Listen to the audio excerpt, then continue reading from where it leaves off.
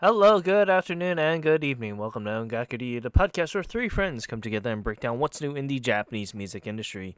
This is the podcast for the week of September 4th, 2020. I'm your host, Ken, and with me we have Gray. What's happening, dudes? And that's it. Once again, it's only just a Dos Compadres episode here.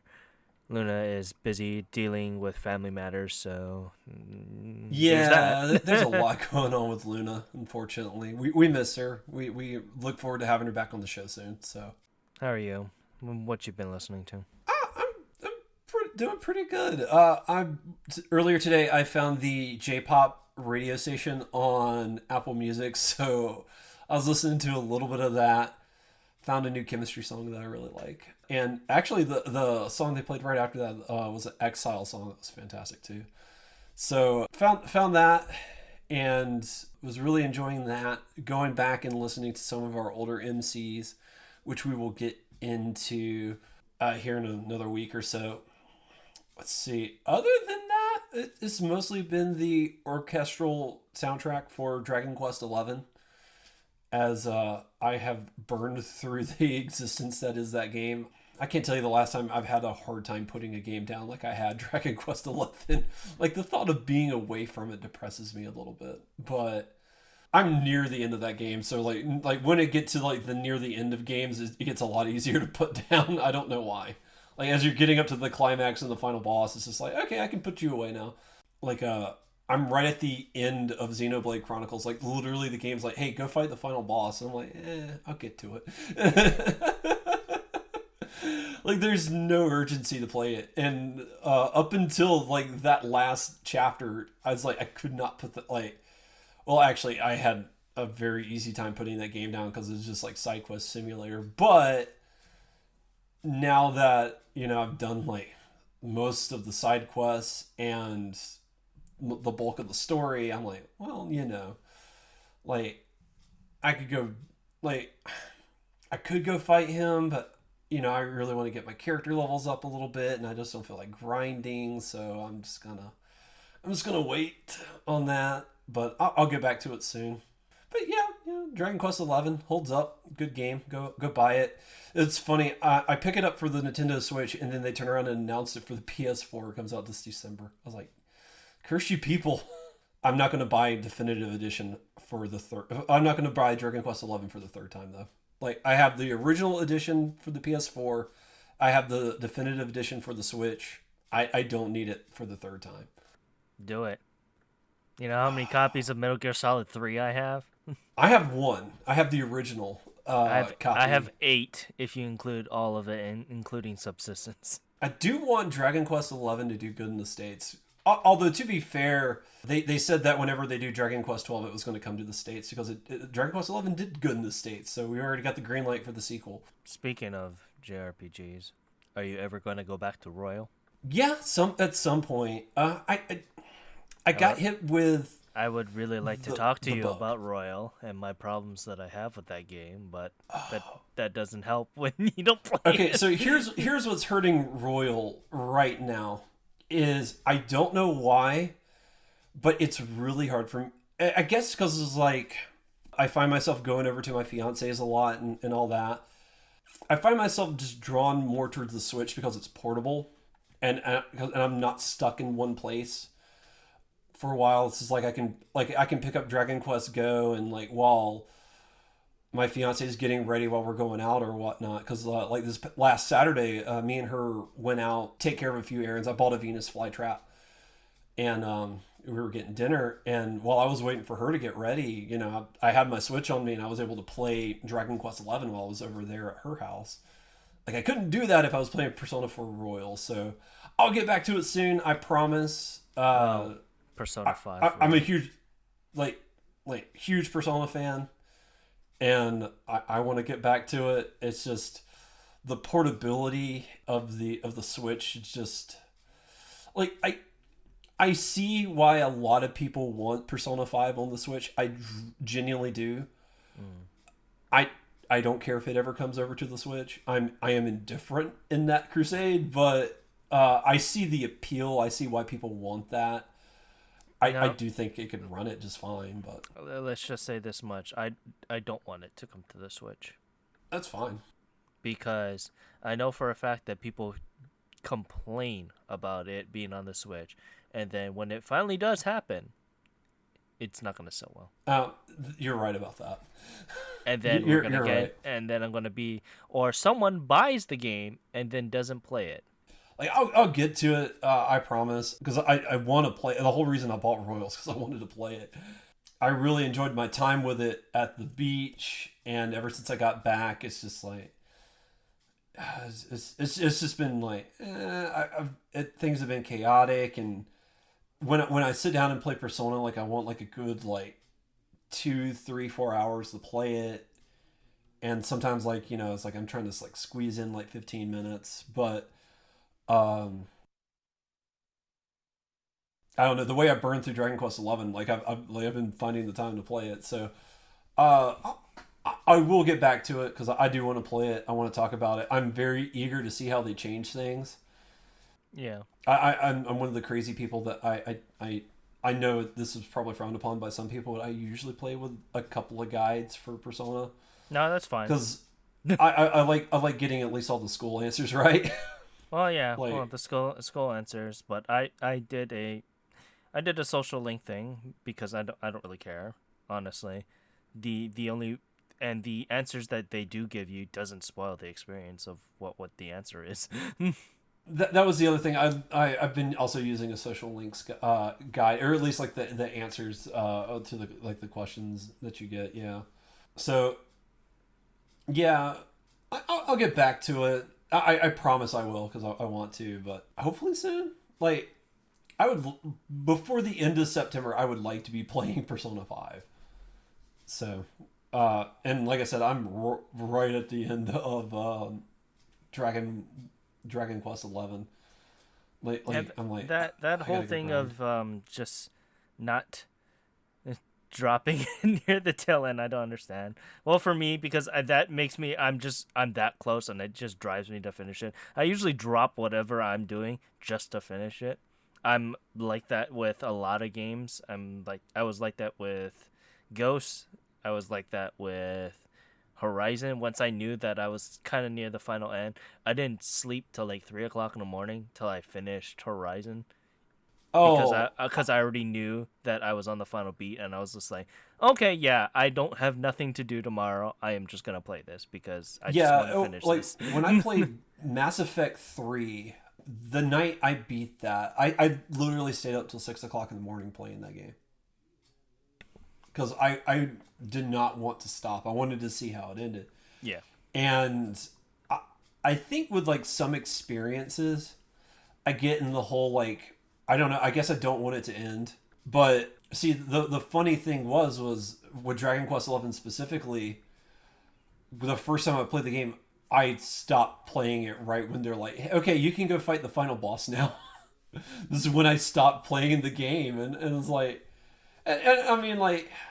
I guess like you want to see like how like the story threads wrap together and how everything ties into the bow that they're going to have at the end of it, but like the mystery behind it all and what's going on by the time you're fighting the final boss, like all that's been settled. And so especially with Dragon Quest 11, because which that story is it's still very interesting, and I do like the story of Dragon Quest 11. I think 8's superior, but 11 still has a pretty solid story. And if you've never played a Dragon Quest game, 11's a great starting point. I think most people say 4 is the best story. No, 5. Is it 5 where you play like the life of a dude? yeah, 5. Yeah. Most people say Dragon Quest 5 has the best story. So, game I desperately would love to play and never have. So, I was really upset that they dropped because they did the DS release of 4, 5, and 6 Mm. when I was broke and couldn't afford them. So, and then by the time I had money, you couldn't find them anywhere. So I was just like, well, crap. So I've still to this day have not played 4, 5, and 6. So, hooray, or 7. But I would love to play 5 because of all the stories, that one sounds the most interesting. Like, oh, you just play the day in the life of a dude. That actually does sound like a pretty cool idea for a story, especially a role playing Japanese role playing game like that. So, but I getting back to Persona, I do want to get back to it. I'm eager to get to my queen. I love her. Not in the same way I love my fiance, but just in a different way. Yeah, it'll be soon. I promise. I do promise. If there was a Bible in this room, I would put my hand on it and swear an oath. But hopefully soon. So, what have you been listening to, buddy? I've been listening to a lot of various things for the most part. First is going to be Naz's I'll Go to the Moon new single that came out a couple months back. As of course, I've been really been liking Naz, and she's a phenomenal vocalist, and I can't wait to hear more by her. I went back to the past after that with Komi Hirose's lovely track of the 90s, Romance no Kami-sama, which is an amazing song. If you want to have that just sweet little 90s pop mix, go listen to that. I've been listening to a couple of Novel Brights' songs also. Kimi Iro Noto is one of them, and a couple of back number songs. Hana Taba and Apple Pie is just a couple of the tracks I've been listening to by them also. But besides that, that's one of the couple of the popular songs that I was listening to. I was listening on this whole 90s kick as of late too. I've been listening to a couple tracks by Puffy, more famously known in the West as Puffy Amiyumi. So Nice. yeah, just a little bit of here and there. But let's continue on to the news here. And you have the first give, so go right ahead, Gray. All right, I'll be happy to. So, starting off this week, we're going to be talking about Visual Kei band Caligari. As they have revealed, they're going to be dropping a brand new album, which is set to come out at the end of the month on September 30th. The new album is titled Blue Film and is going to be released in two editions. It's going to be coming in a standard and a limited edition. We have the full track listing for you in the article, along with pre-order links for anyone who might be interested. And continuing on up to four-member vocal boy group Velj announced that they'll be releasing a brand new album titled Four Tunes on October 27th. This will be the latest single done by the group since their single Louder last month, and will be the group's first album with label Rockfield. It'll be very interesting. It'll release with 4 editions to not only go with their name, but the tone of what the album is, and you can read all that lovely information about that on our site, along with the music video for their song Louder on our site as well. Continuing on up to our next news release here is the lovely multi-Grammy winning artist Saint Vincent is partnering with international rock star / composer Yoshiki to craft a very fresh song, of a very fresh version of her song New York, that was released last week on August 28th.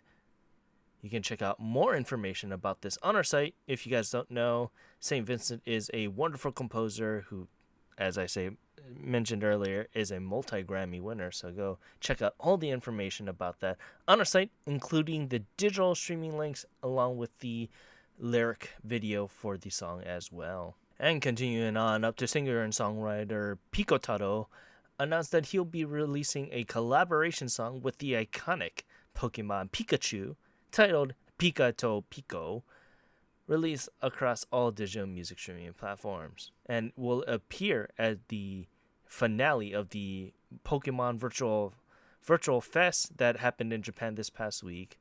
So it's very interesting because Pico Taro was like, I wanted to create a song that helps people smile and have fun at home this summer. And he always really liked Pikachu, and there's a lovely little thing on our site where it shows him with Pikachu, and Pikachu's dressing up like him. So we want to check out all that information on our site, along with the music track for Pika to Pico on our site as well. It's hard to dislike Pikachu. I would be skeptical of someone who does not like Pikachu. He's too adorable to dislike. Yes, especially with him in those glasses. They look amazing. Yeah, the yeah, him as Pico Taro is like, that is adorable. All right, moving on up to our next article, we're going to be talking about music duo Ore-sama. As they've revealed, they're going to be dropping a brand new single titled Gimme, and is set to be released on October 14th.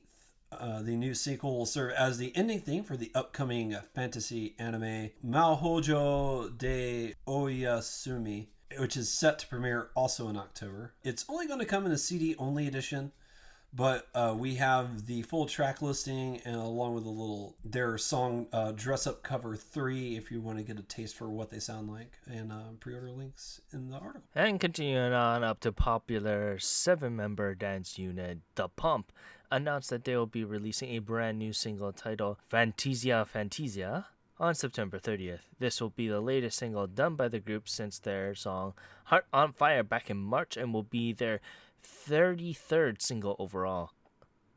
You can check out more information about that on our site. It'll come with like 5 different editions, I believe. They love that VR edition for some strange reason.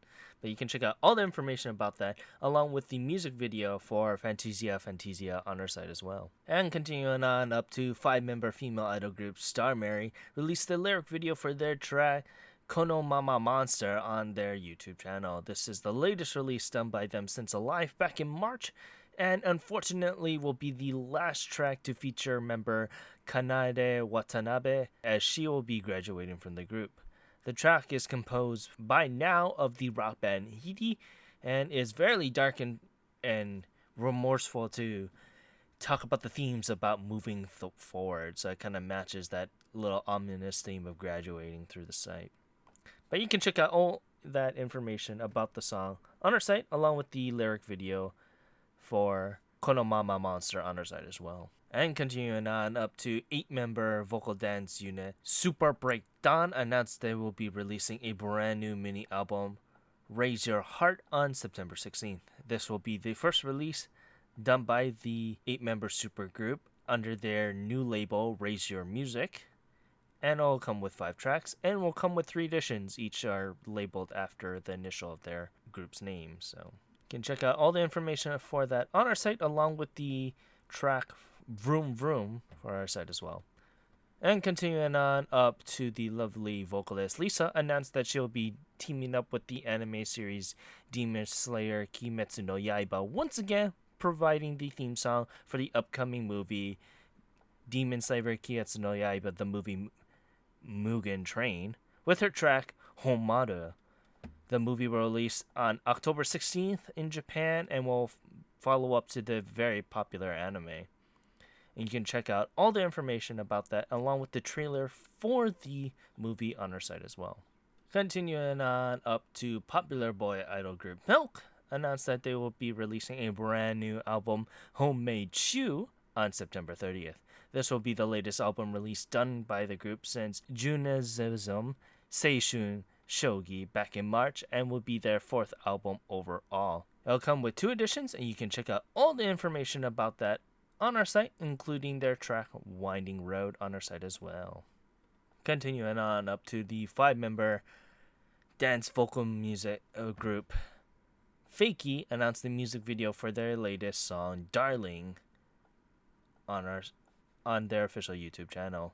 They talked about this being the next evolutionary step for their group, and you can check out all that information on our site, as each member gave a comment about the track. You can check out all that along with the comments and the music video for Darling on our site as well. All right, moving on up to our next article, we're going to be talking about one of my favorite groups, Hinatazaka 46, as they've announced they're going to be dropping their very first album. The new album is going to be titled Hinatazaka, so pretty creative there on that front, and is going to be dropping in a couple of weeks on September 23rd. The new album is coming in 3 editions total, and I'm pretty hyped for this. I think they've done a pretty good job. I'm eager to see how this album comes out. 3 editions. A standard, limited edition, Type A and Type B, and pre-order links are in the article, along with one of their music videos if you want to get a taste for what they sound like. And continuing on up to popular voice actress tone vocalist Shina Natsukawa released more information about her upcoming single, Antithesis, and that will release on September 9th. Information was dropped on her YouTube channel, which not only she did the photos for it, she did everything for it, revealing all the lyrics and stuff like that as well. You can check out more information about that on our site, along with the pre-order links for the track as well. And continuing on up to something I know would make Luna very, very happy, it is industry icon Kodo Kumi once again announced that she will be dropping a brand new track titled XXKK across all digital music streaming platforms. This will be part 3 of her 20th year anniversary in the industry, with Puff and Lucky Star that we talked about last week being the first and second parts. This will be a little bit different as it's a much more powerful dance number. Oh yeah, that's saying something for her style. And she gave a little bit more explanation about the meaning of the song, which you can check out all that on our site, including the digital music link and the music video for XXKK on our site as well.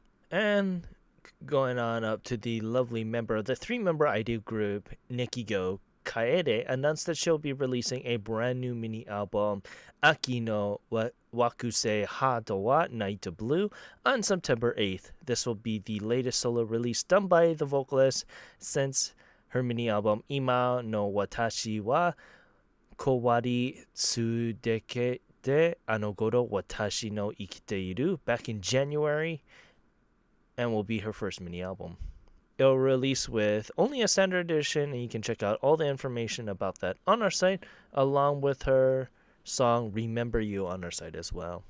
All right, moving on up to our last article for the week. We're going to be talking about 3-member boy group Lead has announced they're going to be dropping a brand new single titled Tuxedo, and it's set to drop on September 23rd. The new song is going to be a dance number, so that'll be exciting, although they're known pretty much for their dance stuff anyways. But it's going to come in 4 editions total, a standard CD-only edition and 3 limited editions. So if you want more information or details about each individual edition, you can definitely check the site. We have the full track listing also for each edition, and we have their last music video, Hide and Seek. So if you're not familiar with Lead, that is definitely where I would start. And then continuing on to our last piece of regular news here, it is the lovely industry icon Yoshiki transforms into the powerful Ultra Titan in a new collaboration that he did with Wanda Coffee and Attack on Titan. It's very interesting. You should check out all that information about that on our site. He transforms into one of those ridiculous Titans from Attack on Titan by just drinking one of these morning shots, saying you too can be a horrible, disgusting looking Titan and rage the day. Well, I mean, that's what we all aspire to, isn't it? Yes indeed. Yes indeed. But yeah, with that, as always, with a lovely talks that we do, we didn't really talk about what I was doing last week. Sorry, yeah, we got on a tangent and just never got back to you, buddy. I felt bad, but that's how it goes sometimes. Yeah. It's But you've been killing the books, haven't you? yeah. All I do is just read now. I mean, there's nothing wrong with that. I mean, But yeah, I've been if you've been looking at my Twitter at O2ByKen1, you can see that I've been talking and reading all the lovely light novel stuff as of late. I've been so bored because all I do is just stay home now. I can't leave. yeah, I mean, I've always been a homebody my whole life, but you get to a point where you need to get out. You know, like cabin fever is real. It does exist. At least you've been putting your time to good use.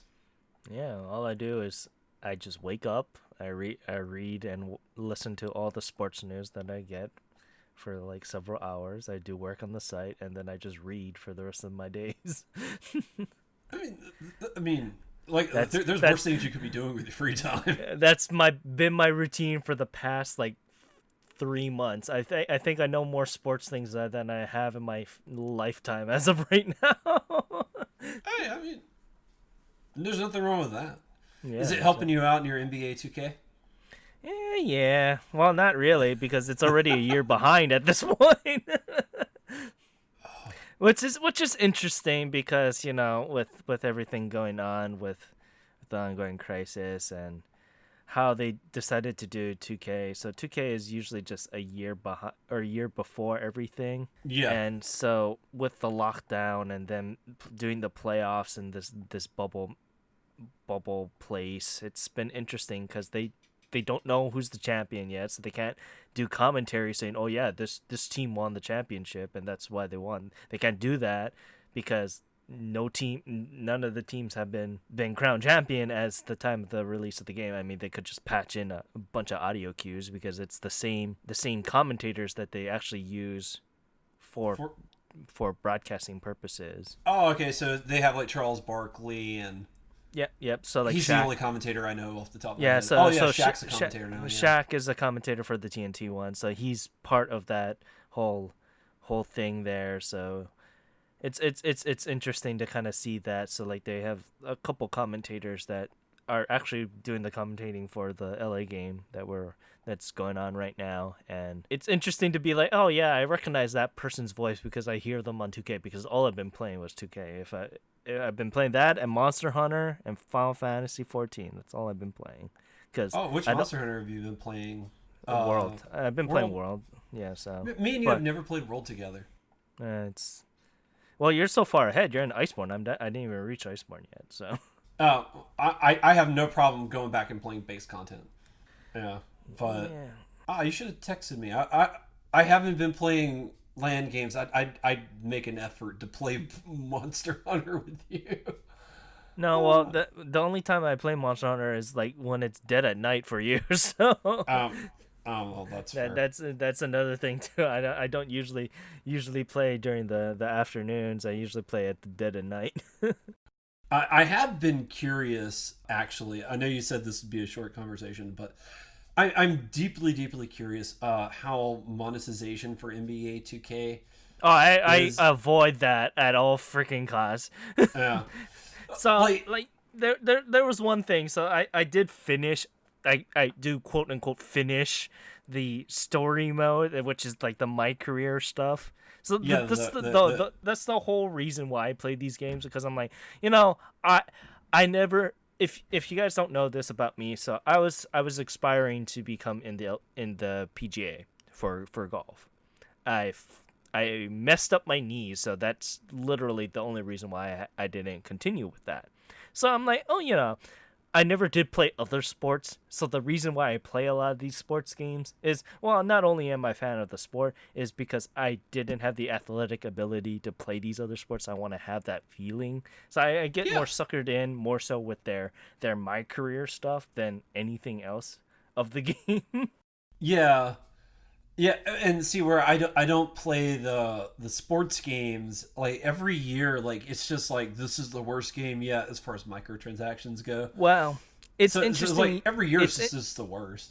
Yeah, interesting that for Madden, because what I usually do is I wait a couple years and then I pick up a game unless it's like continuing off your created character, because FIFA was doing that for a while where you had this one created character and his entire story wrapped around like 3 years, and they continued that, and they made like hype up things of like your created character did this and this, and he did all the good things and all that stuff according to the story beats. I really did like that, what they did with FIFA, and then they were going to do that with Madden.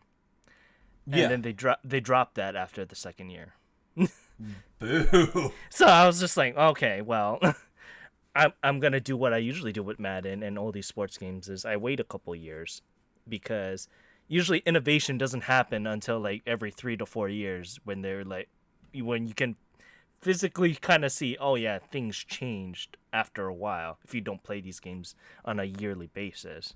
So you can actually see the changes. That's what I hear. Like it's very incremental, and so if you wait like 2 or 3 years, you can notice like a big difference. But if you pick it up year after year after year, like it's hard to notice.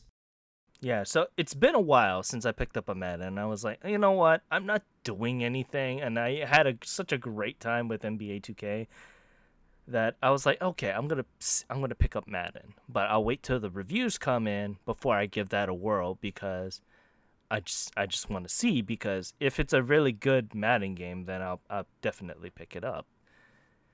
Fortunately, it's the worst it's been in a long time, because they never fix any of the features. The new stuff that they did add didn't play well.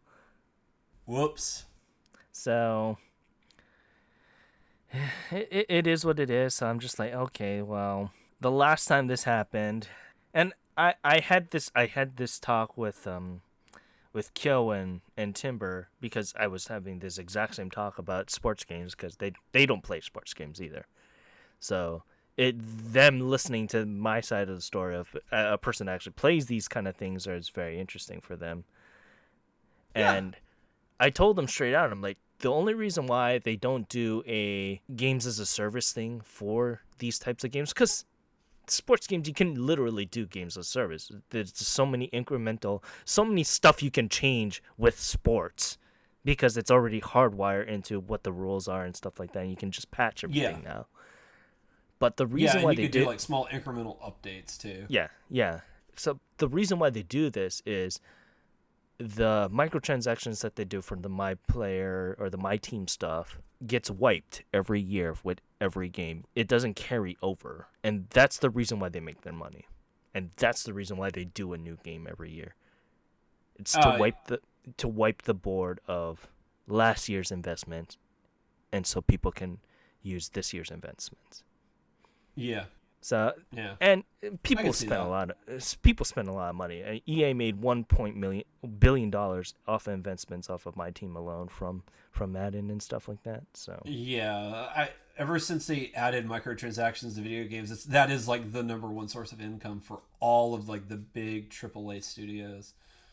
So, I mean, it makes sense. A lot of people don't think about. I mean, you do pay $60 for the base game, but then like it's $5 here, it's $5 there. I mean, it adds up, but yeah, a in lot the of people moment, like people just aren't like think thinking just about it that think much. they just think of it as it's only $5. But if I Yeah, spend $5 every week, in about yeah, in about 12 weeks, you already repaid yourself the game, pretty yep, much.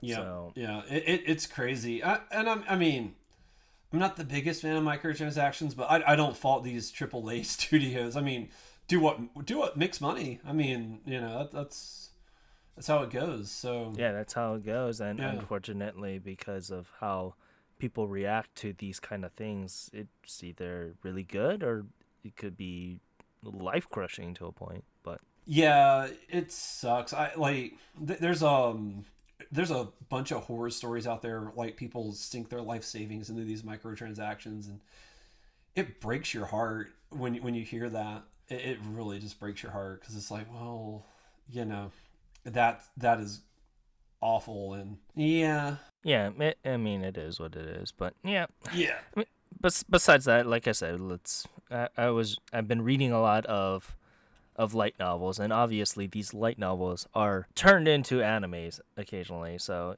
I kind of wanted to talk to you about this also because I talked to Timber. Timber also watches a little bit of anime here and there, and but it's interesting to get his perspective, and I want to, as you watch a lot of anime as well. You watch a lot of the popular stuff, so yeah. I try. I usually just try to watch what interests me. It just happens to usually be the popular stuff. yeah, That's how it goes. yeah. So But yeah, I've read about 15 different series as of right now, and only 3 of them aren't isekai. yeah, isekai is the biggest genre right now in Japan, No, and coming out of Japan. I mistake that. 5 of them aren't isekai. 2 of them are Yeah, fantasy. Because Goblin Slayer and what I'm reading and the mysterious job called Oda Nobunaga, which is really good. I highly recommend it. It doesn't have an anime yet. I had never heard of that, and I saw your tweet about it, and that sparked my interest. It's really good. It's like if you had Game of Thrones, but you had JoJo's Stan's avatars. It's kind of like that Okay. because basically it's set in a fantasy world where the guy's like, I am a half brother of this noble house, and when you turn 20 you get a job, and your job basically stands what you want in your life or your profession, and he gets this job called Oda Nobunaga. And if you guys know your Japanese history, he ends up trying to reunite all of Japan. Yes. So it goes through the story of him seeing that, getting his job, and all the buffs that he gets from that particular job, and him slowly taking over the capital and his nation. So it's very, very interesting because then he meets someone who who is the person that ends up betraying Nobunaga, who has a similar profession of him, but has the opposite. It's the person that kills Nobunaga. So it's very interesting from that point. Is have you ran into Ieyasu yet? Not yet, but he talks about him all the time. So I'm very interested if I was Ieyasu. like, I don't know how you could do a story like that and not include the Ieyasu who set up the first shogunate Yeah. that goes on to become the Tokugawa shogunate. So yeah, that's very fascinating. That Yes. sounds interesting. So I liked it at that point. I was like drawn in. It's one of the series that I did get a fast read. I think I read it in like 3 days. Usually I take 4 to 5 days. I take a week or so to go through the series. But if it's such an interesting read, I usually go burn through them. Yeah, and that's usually how it goes. Like the more interesting it is, the harder it is to put down. So you'll go through it a little faster. Yeah, so there's that, and then I was reading Slime. Slime was a very interesting one. That was probably one of the heavier novels that I've read. Yeah, yeah. The first season of That Time I Got Reincarnated as a Slime was I wasn't expecting to like it as much as I did. Yeah, I same, really wasn't. same. And like for a majority of it, it's just me, just like, oh, I've heard that this anime is good, or I think this is an interesting premise, and I'll go and watch it or go and read it. Yeah, the thing that encouraged me to pick up specifically That Time I Got Reincarnated as a Slime is I saw the scene where Rimuru gets his name from the dragon, and I thought it Yeah. was such a cute scene. It really encouraged me to go watch the show Oh because I yeah, was like, yeah, that's a cute scene right there.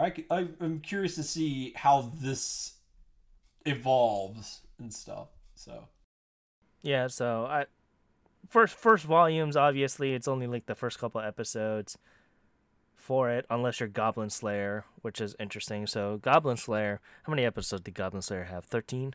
13, 13 plus the OVA. So yeah, the first season of Goblin Slayer, you take out anything dealing with the Sword Maiden, okay, and that's the first novel. So even the ending of him getting everyone to go and get the goblins off of Cowgirls' farm and stuff like that, that's in it. That's the end of the first novel. oh okay, So it's interesting that they did that. I was just like, oh, so that's why it felt kind of rushed when they were doing Sword Maiden, because they had to rush this out to have the finale be the finale that it was. And yeah, it makes kind of sense because you kind of see them have that relationship throughout, and it feels better. The payoff of, oh yeah, I'm with my friends kind of thing, the thing that happened at the end of the finale for the first season, it makes a lot more sense compared to the novel where they only did one adventure, if that. yeah. I could see that. I could see that. And I had heard that some of the events of Goblin Slayer had been reordered a little bit, and that happens sometimes. Yeah, but That happens sometimes. everything else that I've read, they didn't really change, or everything that I've read that has an anime didn't really change. So Yeah, it goes beat from beat from, okay, they talk a little bit more or they explain a little bit more about a character in the novels and how they work. yeah. My understanding is it's mostly just the anime cuts out a lot of content because they're trying to cover so much ground.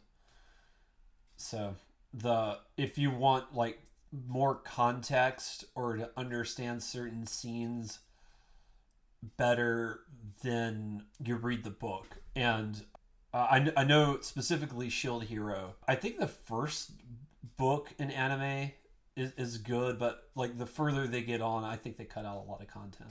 But I haven't read the books. I just only watched the anime. I'm reading that too, and that only got up to like the first 5 episodes, I Four, think. four. 4 or 5 episodes. Yeah. Yes. So Yeah. it's interesting. I don't know why people are like, oh, this is like it's very deep and understand. And like I can kind of understand that. I know why he's pissed off at the spear guy all the time. It's one of the it's one of those series. I think you stick with it because in Well, of this. let's just say this much. There's only one book I dropped, and I've gone to it many times.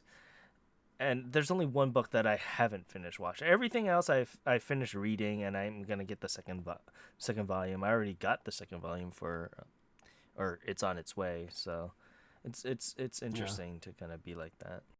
But for me, I feel like Shield Hero specifically does a lot of really good character work, and it's one of those things. There's like, especially when you're talking about like character work and like long running character arcs and stuff.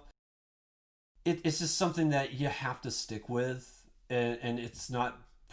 It, like, even if you're just looking at the first four episodes, I think Naofumi goes through some crap in the first four episodes, some Oh yeah, utter BS in the first four episodes. oh yeah, But it's literally just getting started, and I think his character and his character growth are really standouts of the series, and the world that the author built is actually pretty fascinating. Like, and it's one of the series that really very slowly rolls out the world building. Like, yeah. they're still doing world building in the last episode of the first season. And there's a lot of world building left that they haven't touched yet. Yeah, so I mean, from what I've read, they only doled out to what like a city, if that, in the first like four or five episodes. Yeah, they go to a neighboring town, a small neighboring town, and that's it. There's world building and stuff like that too. Like I did like Konosuba for that matter, and Konosuba did a very interesting way of doing world building, and they, for the most part, within the first volume, which is like the first 3 or 4 episodes, they're only in that one town, and they venture to a castle, if that, but the castle's like right next to the town. Yeah, Konosuba's been on my short list of shows to watch. It's I've been interesting. wanting to watch it. It is a parody of isekais, or and does popular tropes and does kind of laugh at it.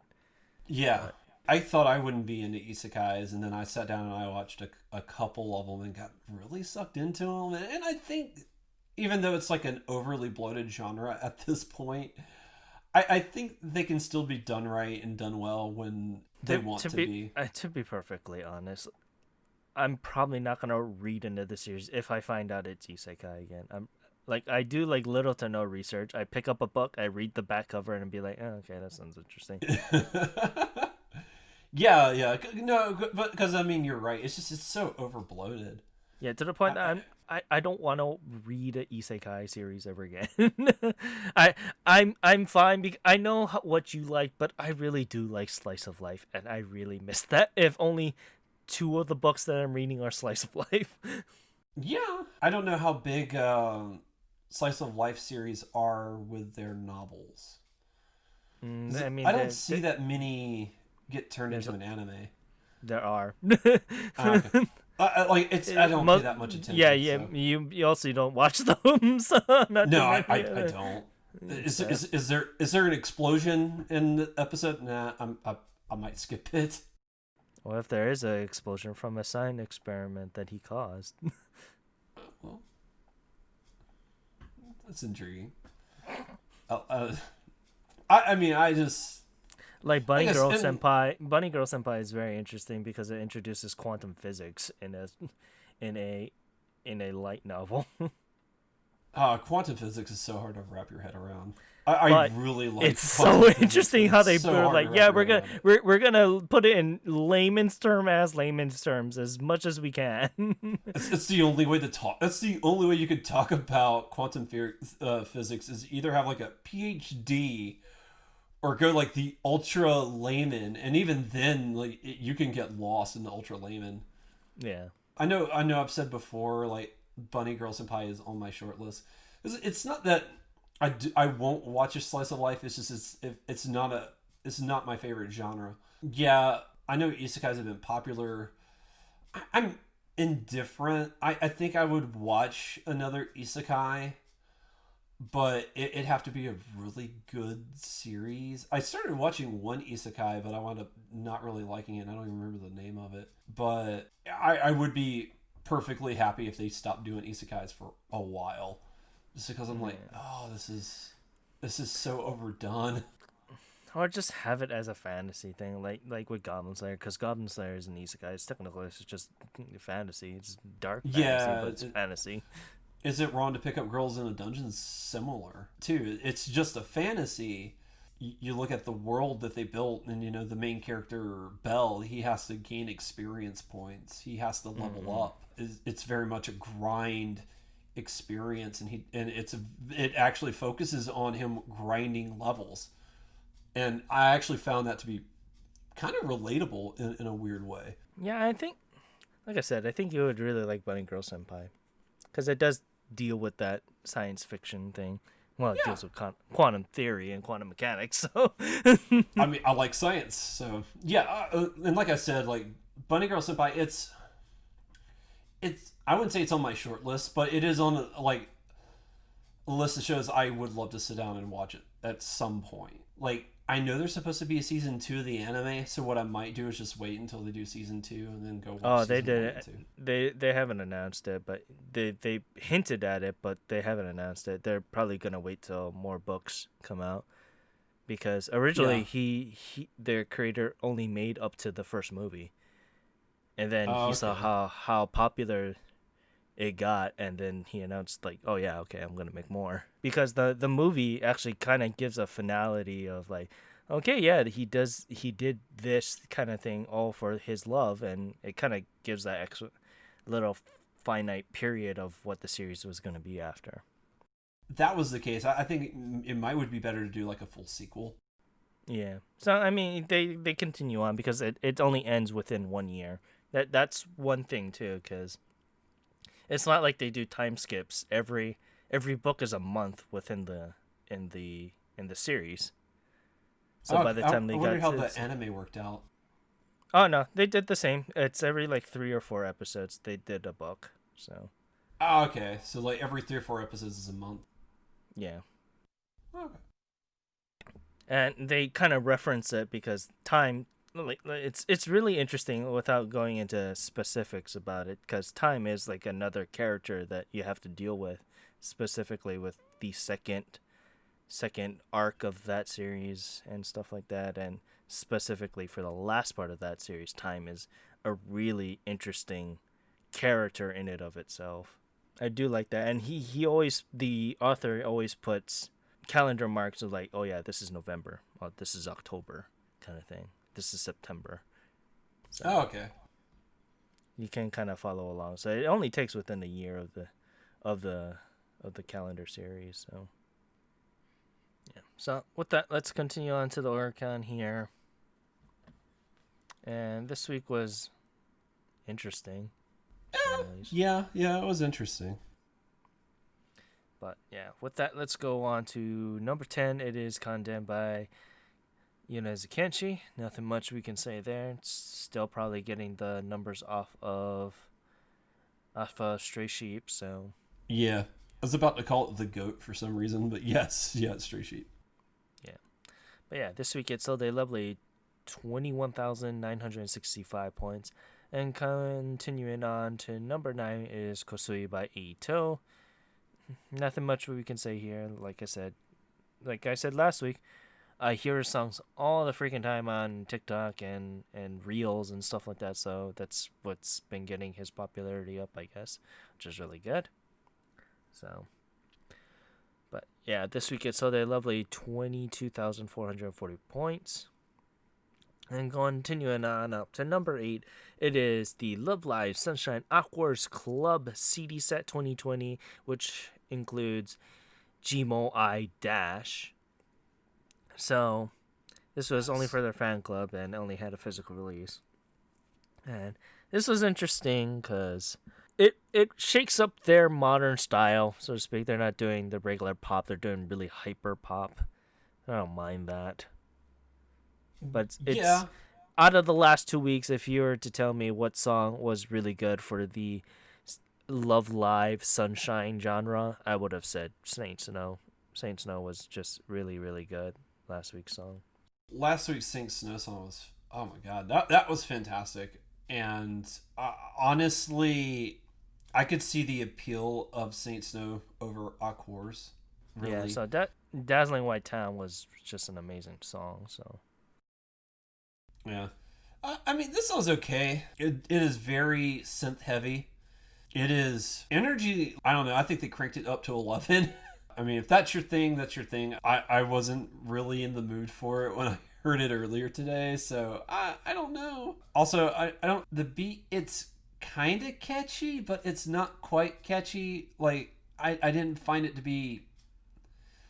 I would have liked it to be just a smidge catchier, but I mean, it's a fine song. but yeah, with that, Gmo I Dash sold a lovely 23,566 copies. And going on up to number 7, it is Yoru ni Kakeru by Yao Sobi. Nothing much we can say here. I see it almost every week on the TikToks and Reels. There's not a day where I don't see it at this point. But this week it sold a lovely 25,215 points. And going on up to number 6, it is Dynamite by BTS. Nothing more we can say from last week. That is BTS. Yep. This week it sold a lovely 34,434 points. And going on up to number 5, it is Kagari Aru Moment and Mirror Mirror by Anger Me. So a double A side like what Anger Me usually do. So how'd you like the song? I preferred Mirror Mirror over the first song, but both songs are really good. They have a really fun energy about them, especially Mirror Mirror. Like, I really liked Mirror Mirror. It's, although I will say there's a little hypocrisy in the things that I liked about Mirror Mirror. I was like kind of iffy on with the Encore song, but I loved it in Mirror Mirror. But I will argue that the melody is way catchier. So that is my one argument. I mean, also like Mirror Mirror just we gets you all up. three of us really like Anger Me, and you're a huge fan of them as well. So that kind of goes into it as well. Yeah, I guess that is true, but I mean, I really liked them. I thought they were fantastic. I thought all the girls sounded really great, and both songs are really solid numbers. I was really upset Mirror Mirror's not on Apple Music. The first song is. Like, you can download the first song, but you can't get the second one. Kagagi Aru Moment is the only song on Apple Music or across digital streaming at this point. So it's very interesting that even though it says it's Kagagi Aru Moment and Mirror Mirror, it doesn't have Mirror Mirror. Yeah, it does not. It is labeled as such. You're completely correct. And then you open it up and it's like, here's Kagiaru Moment, and then here's Kagimaru Instrumental, and I'm like, oh, no. Yeah, so it's interesting that they did that, but You tease me. unless it's only the physical copy. The music videos on YouTube, go check it out. Like, this was Song of the Week. Yeah, regardless, this week it sold a lovely 67 points, excuse me. And continuing on up to number 4, it is Hello EP by Official Higedandism. Saying, like I said, it's gonna just stick around because this kind of, I really hated that they did this way. So they're counting the whole EP as a sale, not the song, the individual track. So I don't know how the Oricon is organizing it this way. I really hate it that they're doing it because they're including copies from all 4 songs probably. Yeah, that would be my guess. Also, it's on the singles release, but usually EPs are on the albums, so. Yeah, well, they probably got away with that. Well, we shouldn't say anything else because number 1 has technically 6 songs on it. Yeah, I think number 1's also an EP. So it's interesting that happened, but it's gonna have its staying power. We knew this was gonna happen, as begrudging as all 3 of us have said about this EP. It is what it is at this point, and we're probably gonna see it up here a little while longer now. Hello EP sold a lovely 37,015 copies. Continuing on up to number 3, it's Kaito by Odyssey, and nothing more we can say. This week it sold a lovely 143,000 76 copies. And going on up to number 2, it is Night Driver by the lovely Haruma Miura. So, see, I get really uncomfortable when I talk about him. So, I mean, that's fair and right. I mean, it's not a pleasant subject to talk about, but I'm glad to see his sales are doing really well. yeah. So, And he killed it this week. yeah, he did. But yeah, this week it sold 235,012 copies, and continuing on up to number 1, it is Stargazer AEO by JO1. I mean, I understand why it did number 1. I mean, I understand Yeah, this I group. mean, This group isn't for me. I said it the first time they came around. I'm gonna say this again. This isn't for me, and that's perfectly fine. This kind of crowd or this kind of genre, I know my type of genre that I like specifically for these dance vocal heavy unit kind of groups. yeah, And to be perfectly honest, XL got that on lock. I understand where JO1 is doing because they're mixing that style of Japanese and Korean, and it's it's fine. It's perfectly fine. I'm not gonna complain about it. It's just not for me at this point. yeah. I felt like their last release struck a much better balance between what Korean and J-pop should sound like, and I don't feel like the balance is there anymore. I think this is very heavy Korean influence. Like I don't even Yeah. outside of the music being in Japanese, like this to me is basically a Korean song.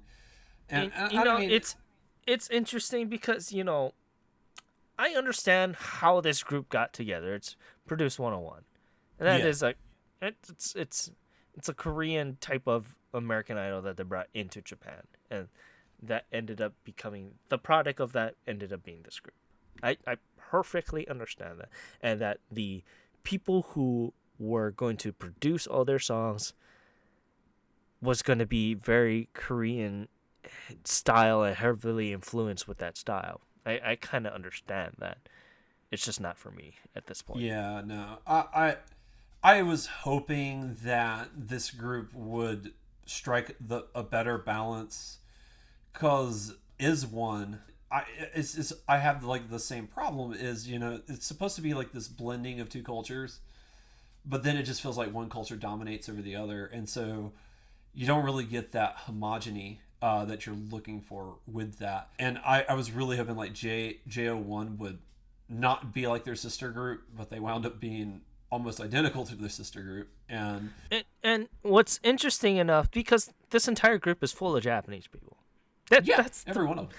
That's one thing that it does that with with is one. I understand because the majority of them, it's like 7/8 full of Korean people in that group. It's a split. Yeah, So there's not much you can say of. Obviously, if there's a majority of a Korean influence within that group, it's going to be heavily Korean influenced style.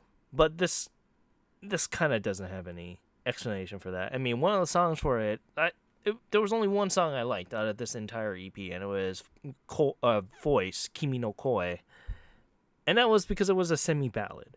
yeah, Everything else, I mean, yeah. I only listened to the first three tracks, but like the first three tracks were pretty hard to get through, yeah. and I wish Luna was here because I know Luna would probably have liked it. yeah, or she would at And I least would, offer a slightly different perspective on it. yeah, so I like to have that perspective because I know how I felt about it from day one. Yeah, So I already knew how I feel about this group.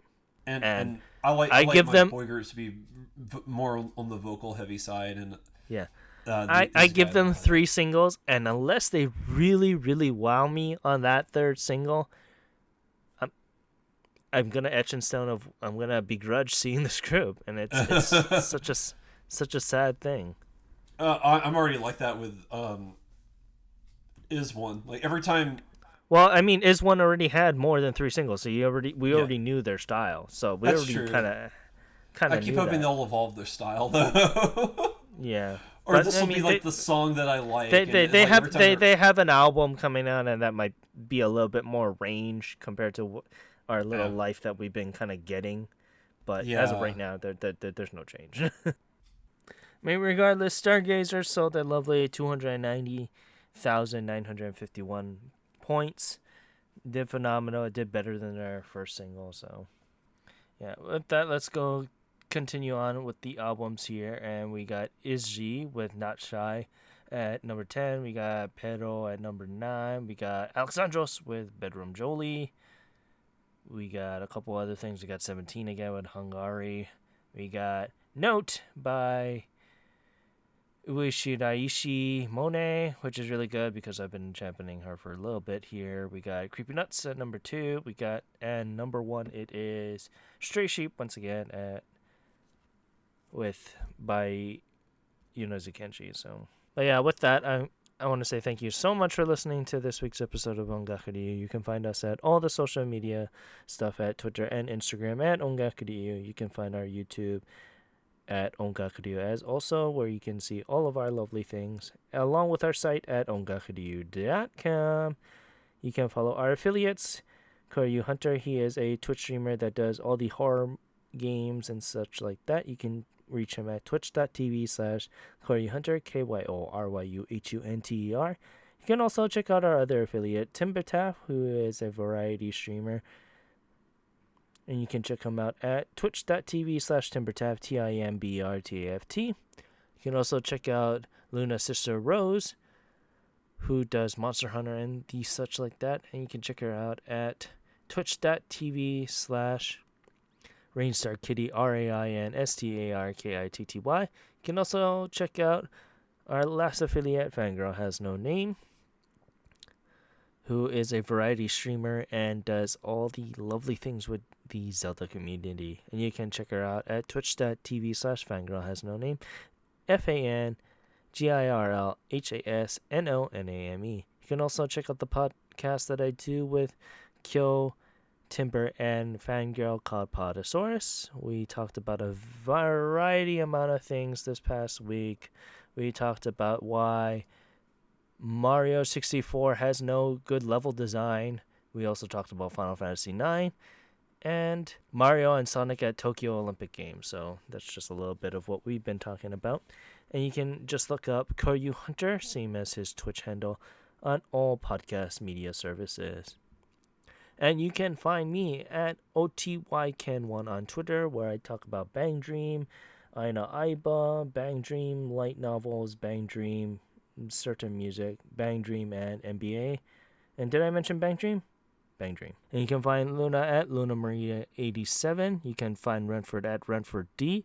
And where can we find you, Gray? You can find me on Twitter at OngakuGray, where I tweet about what I'm watching, what I'm playing, all that fun jazz. I tweeted out my thoughts on the ending of Kamen Rider 01, so if you're interested, that is definitely the place where you could go find out what I felt about this series finale of Kamen Rider 01. But yeah, I want to say thank you so much for listening to this week's episode of Ongaku. I'm your host Ken, saying thank you very much and have a great day. Aloha. And this is Gray. Thank you, everybody, for tuning in, and we'll see you guys right back here next week. Bye-bye.